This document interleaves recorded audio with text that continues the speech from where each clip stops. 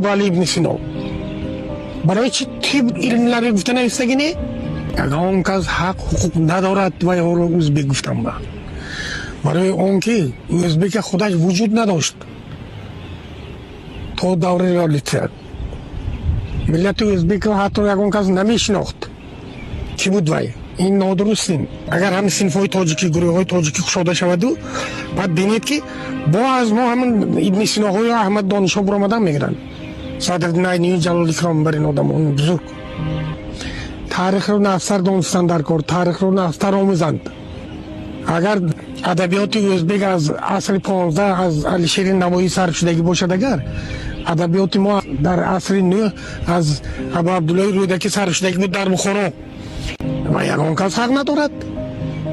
ملتش ویران کردن بود ما هزار سالها وجود داشتیم حتی در زمانهای زردشتیان در زمان سامانیان همه علم معرفت همیشه به زبان تاجیکی زبان فارسی بود